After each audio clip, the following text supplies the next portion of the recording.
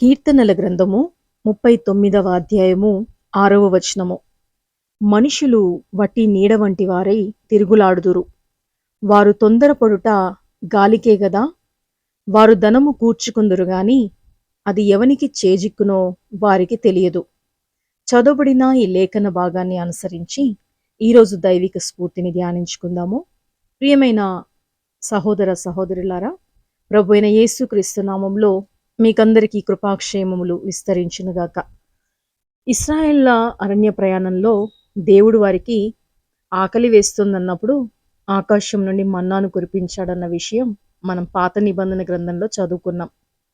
అయితే దేవుడు వాళ్ళకు ఒక మాట చెప్పాడు.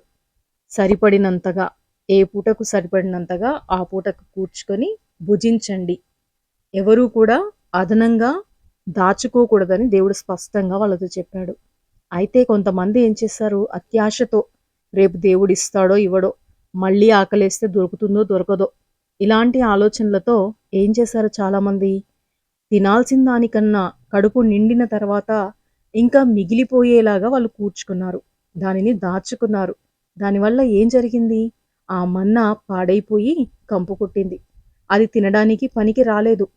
మన్నా ప్రతిరోజు వారికి దొరుకుతుంది, దేవుడిస్తున్నాడు కదా. అయినప్పటికీ వారి అత్యాశ, కక్కుర్తి, దేవుణ్ణి నమ్మకపోవడం, ఇవన్నీ కూడా ఎక్కువగా కూర్చుకోవాలి అనే తలంపు వాళ్ళలో కలిగించాయి. ఈ లోకంలో మనుషులు తమ జీవిత కాలానికి సరిపోయినంత ఉంటే సంతృప్తితో ఉండనే ఉండరు. ఇంకా కావాలి, ఇంకా డబ్బు కూర్చుకోవాలి, కోట్లు కూడా పెట్టుకోవాలి, ఇల్లు బంగ్లాలు, తరతరాలు తిని కూర్చునే సుఖంగా ఉండాలి అనే ఆశతో ఏదో ఇంకా ఇంకా సంపాదించాలని అత్యాశకు వాళ్ళు లోనైపోయి డబ్బు సంపాదనలో పడిపోయి త్వరగా కోటీశ్వరులు అయిపోవాలని చాలా తొందరపడుతూ ఉంటారు. ఈ లోకంలో మనం జీవించడానికి డబ్బు అవసరం లేదా మరి? కాదు కాదు, డబ్బు తప్పకుండా కావాలి. మనం ఏది కొనాలన్నా డబ్బే. ఉదయం లేచినప్పటి నుండి పడుకునేంత వరకు ప్రతి వ్యవహారం డబ్బుతో ముడిపడిందే. కాబట్టి డబ్బు అవసరం మనకు అందరికీ ఉంది. డబ్బు అవసరం అన్నది కాదనలేని నిజము. అయినప్పటికీ అవసరానికి మించి సంపాదించడం అనేది కీడుకే తప్ప మేలుకి కాదని మనం గ్రహించాలి. దేవుడు కావాలా, ధనం కావాలా అని ఎవరైనా మనల్ని అడిగితే మనం ఏమెన్నుకుంటాము? ధనమే. ఎందుకు? ధనముంటే అన్నీ ఉన్నాయని అనుకుంటాం.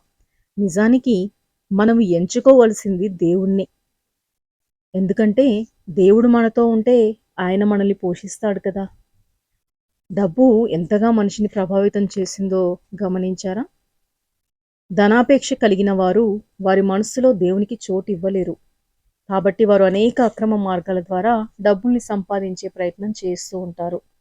అదే దేవుణ్ణి కేంద్రంగా కలిగిన వారు దేవుని మీద ఆధారపడతారు, ప్రార్థిస్తారు, ప్రయత్నిస్తారు, కష్టపడతారు, కూర్చుకుంటారు. కలిగిన దాంట్లో తృప్తి కలిగి జీవించే అవకాశము కేవలం దేవుని ప్రేమించే వాళ్ళకే ఉంటుంది. డబ్బును ప్రేమించే వాళ్లకు మనశ్శాంతి ఉండనే ఉండదు. దేవుడు చెప్పాడు కదా, ధనవంతులు పరలోక రాజ్యంలో ప్రవేశించట కంటే ఒంటె సూది బెజ్జంలో దూరుట సాధ్యమని సువార్తల్లో చదువుతాం ఆ మాటని. డబ్బుతో కూడిన వ్యవహారాలన్నీ మానసిక ఆందోళనలు కలిగిస్తాయి, తీవ్ర ఒత్తిడిని కలిగిస్తాయి, లేనిపోని రోగాలు జబ్బులను మనకు తెచ్చిపెడుతూ ఉంటాయి. ఆ జబ్బులు వదిలించుకోవడానికి డబ్బులు కావాలి. అంతేకాక డబ్బు విషయంలో చాలామంది గొడవలు కూడా పడుతూ ఉంటారు. అవి హత్యలు, ఆత్మహత్యల దాకా దారితీసే ప్రమాదం లేకపోలేదు. ఆస్తుల కోసం తల్లిదండ్రులను చంపే బిడ్డలు, బిడ్డలను చంపే తల్లిదండ్రులను నేటి సమాజంలో చూస్తూనే ఉన్నాము. సొంత అన్నతమ్ములు, అక్క చెల్లెళ్ళు కూడా డబ్బు విషయంలో, ఆస్తి విషయంలో తగాదాలు పడటం కళ్ళారా చూస్తూనే ఉన్నాం అనేక సందర్భాలలో. డబ్బుతో సుఖవంతమైన జీవితం జీవించవచ్చు అనేది ఒక భ్రమ మాత్రమే. ఎందుకంటే అపోస్తలుడైన పౌలు తిమోతికి రాసిన మొదటి పత్రిక 6వ అధ్యాయం 10వ వచనంలో ధనాపేక్ష సమస్తమైన కీడునకు మూలమని వ్రాయబడి ఉన్నది. బైబిల్ చెప్పే మాటలు అబద్ధాలా? కాదు, అక్షర సత్యాలు. ఒకవేళ బాగా డబ్బున్నవారు, కోటీశ్వర్లైన వారు, వారి కుటుంబం అంతా ఏదైనా విహారయాత్రలో ఉన్నప్పుడో, ఏదైనా ప్రయాణంలో ఉన్నప్పుడో, ఏదో ప్రమాదంలో ఒకవేళ చనిపోతే, లేదంటే డబ్బు కోసం ఎవరైనా వారిని చంపేస్తే, వారు కనుమరుగైపోతే, వాళ్ళు ఎంతో కష్టపడి సంపాదించి కూడబెట్టుకునే డబ్బు ఎవరికి దక్కుతుంది? ఎవరు అనుభవిస్తారు ఆ డబ్బుని? తమ జీవితాన్ని దేవునితో కాకుండా ధనముతో నడిపించుకునే వారి జీవితాలు తృప్తికరంగా ఉండలేవు.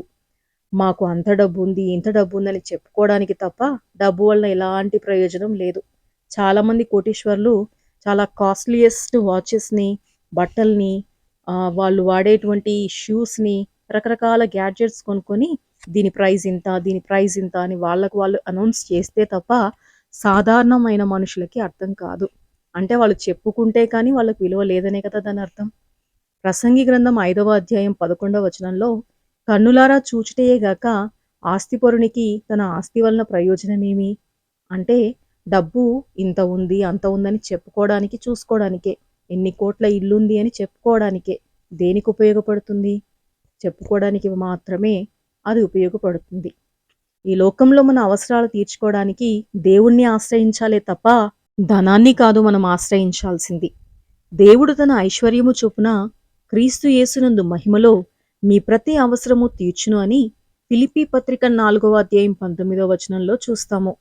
దేవుణ్ణి ఆశ్రయిస్తే మనకు కీడు చేసే ధనాపేక్ష నుండి మనం రక్షించబడతాము. నమ్ముతున్నారా ఈ మాటల్ని? అయితే ప్రార్థించుకుందాం. ధనాన్ని కూర్చుకునే విషయంలో కాదు, దేవునికి దగ్గరయ్యే విషయంలో, ఆయనకిష్టులుగా జీవించే విషయంలో, ఆయన్ని ఆరాధించే విషయంలో మన ఆసక్తిని కనపరచాలి. మొదట నా నీతిని, రాజ్యాన్ని వెదుకుడి, అప్పుడు అవన్నీ మీకు అనుగ్రహిస్తాను అని దేవుడు చెప్పాడు కదా. దేవుని రాజ్యాన్ని, నీతిని వెతికే పనిలో ఉందామా? సమస్తం ఆయన సిద్ధం చేసి సమృద్ధిగా ఇచ్చే దేవుడు. నమ్మితే దేవుని మహిమ చూస్తావు. మనకు ఒకవేళ ఏదైనా లేమి, లోటు ఉన్నా దేవుడు తప్పక తీరుస్తాడు. కొంతకాలం సహిస్తే తర్వాత అంతా మేలే. కాబట్టి ఈ లోకంలో ఉన్నతంగా సంపాదించిన వారిని చూసి పోల్చుకోవడం, కోటీశ్వరులను చూసి పోల్చుకోవడం, నాకిది లేదు, అది లేదు, నేను దేవుణ్ణి నమ్మాను, నాకైతే ఏ కార్యం జరగట్లేదు, వాళ్ళకు దేవుడు లేడు, అయినా వాళ్ళకు అన్నీ ఉన్నాయని పోలికలతో నీ జీవితాన్ని దుఃఖసాగరంలో మునిగిపోనివ్వకు. ఎందుకంటే దేవుడు నీతో ఉన్నాడు, నీ పక్షంలో ఉన్నాడు. దేవుడు తన ఐశ్వర్యము చొప్పున క్రీస్తు యేసునందు మహిమలో మన ప్రతి అవసరము తీర్చునుగాక. ప్రార్థన. ప్రియమైన పరలోక తండ్రి, ఈ లోకంలో మేము జీవించినంత కాలము మా అవసరాలలో ధనమును ఆశ్రయించకుండా నీ మీదనే ఆధారపడే శక్తిని మాకు దయచేయమని, ఆకాశ పక్షుల్ని పోషిస్తున్న దేవుడవు, సమస్త జీవరాశులను పోషిస్తున్న దేవుడవు, మమ్మల్ని ఎంతగానో ప్రేమించి మీ స్వహస్తాలతో మీ రూపులో, మీ పోలికలో మమ్మల్ని చేసుకున్న మీరు మమ్మల్ని ఏమాత్రము విడిచిపెట్టరని భరోసాతో నిబ్బరము కలిగి ధైర్యముగా ఉండే కృపను మాకు దయచేయమని ఈ కొద్ది విన్నపాలు ప్రియ రక్షకుడైన యేసుక్రీస్తు శక్తిగల నామంలో ప్రార్థిస్తున్నాను తండ్రి. ఆమేన్.